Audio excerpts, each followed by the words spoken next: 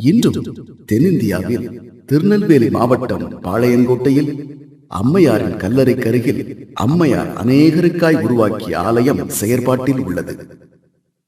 திரளாய் அமைதி நேர ஜெபத்திற்காய் ஆலயத்திற்கு பலர் வருகின்றனர்.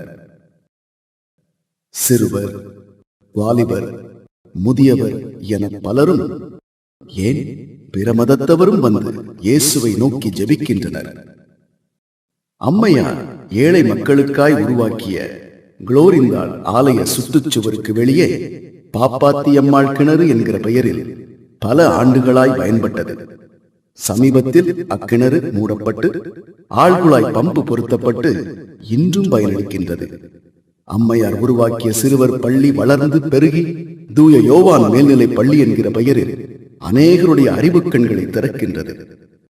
தேரிவிளை, முதலூர், இன்னும் அவர்கள் உருவாக்கிய பல ஊர்களும் அம்மையாரின் ஊழியங்களுக்கு சாட்சியாய் விளங்குகின்றன.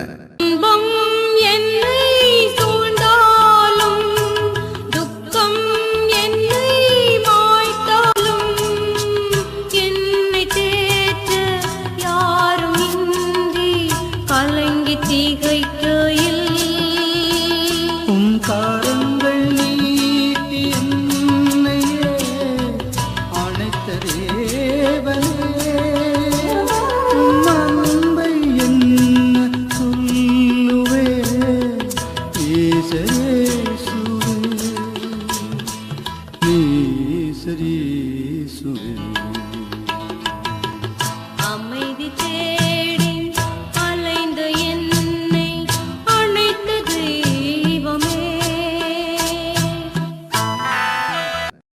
வாழ்வது ஒருமுறை, வாழ்த்தட்டும் தலைமுறை. ஆண்டவருக்காய் உண்மையாய் வாழ்வோமா?